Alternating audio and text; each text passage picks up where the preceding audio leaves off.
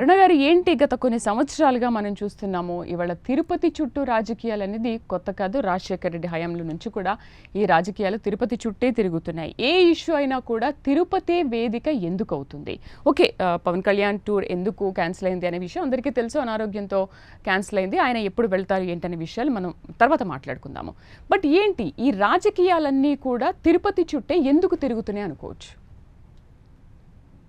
ఇక్కడ మనం ఒక విషయాన్ని గమనించాలండి. ఏ మతాన్ని కూడా కించపరచడం అనేది నా ఉద్దేశం కాదు. ఎవరిని కూడా ఎత్తి చూపించాలని చెప్పేసి నేను అనుకోవట్లేదు క్లియర్ గా. బట్ కానీ జరిగినటువంటి ఒక విషయాన్ని మాత్రం 100% మనం డిస్కస్ చేసుకోవాలి.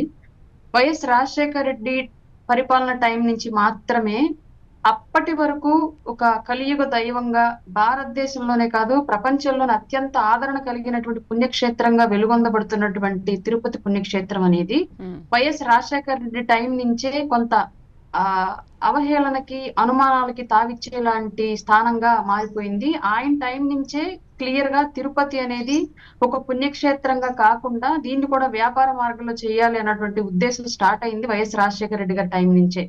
ఆ టైంలోనే రాష్ట్రంలో కొన్ని మత ఆ సంబంధించినటువంటి ఆలయాలు కూడా అన్య హిందూ మత ఆలయాలు అంటే హిందూ మతేతర ఆలయాలు కూడా ఎక్కువ స్థాయిలో ఆయన టైంలోనే ఆంధ్ర రాష్ట్రంలో విస్తరించాయి. ఇందులో కూడా అలాంటి సందేహం అవసరం లేదు. ఇంకొక విషయం ఏంటంటే క్లియర్ గా అక్కడ హిందువులు అత్యంత పుణ్యంగా భావించేటువంటి టీటీడీ పుణ్యక్షేత్రంలో ఉద్యోగం చేయడం అనే అంశాన్ని హిందూ మతేతరులని అక్కడ రిక్రూట్ చేసి అది ఒక అంటే తిరుపతికి 7 కొండలు ఎందుకు, 2 చాలవా, మిగతా 5 కొండలు ప్రభుత్వం హ్యాండ్ ఓవర్ చేసుకొని వివిధ కారణాలకు ఉపయోగించుకోవచ్చు కదా ప్రభుత్వ సంపదగా అని చెప్పేసి ఒక టాక్ ను తీసుకొచ్చేసి ఎట్ ఏ టైము తిరుపతి మీద వేరే అన్య మతాలకు సంబంధించినటువంటి ప్రార్థనాలయాలను కూడా కట్టాలి అన్నటువంటి ప్రయత్నాలు ప్రయోగాలు చేసినటువంటి వ్యక్తి వైఎస్ రాజశేఖర రెడ్డి. అంటే పూర్తిగా ఇక్కడ మనం గమనించాల్సిన విషయం ఏంటంటే ఆయన ప్రజా నాయకుడిగా రాజకీయ నాయకుడిగా ఒక రాష్ట్రానికి ముఖ్యమంత్రిగా ఉన్నప్పటికీ కూడా ఆయనకి ఒక మతం పట్ల చిన్న చూపు, మనసులో ఇంకొక మతం పట్ల పెద్ద అభిమానాలు ఉన్నాయన్నమాట వాస్తవం. దాని ద్వారానే తిరుపతి అవహేళనకు గురైన హిందూ మతేతర మతాలు ఆంధ్ర రాష్ట్రంలో ఎక్కువ స్థాయిలో ప్రబలినా కూడా కారణాలు కేవలం ఆయనలో ఉన్నటువంటి మానసికమైనటువంటి ఆయన స్పెషల్ ఇంట్రెస్ట్లని ఆంధ్ర రాష్ట్రం మీద రుద్దాడు, హిందూ మతం మీద రుద్దాడు అని చెప్పడం ఎలాంటి సందేహం అక్కర్లేదు.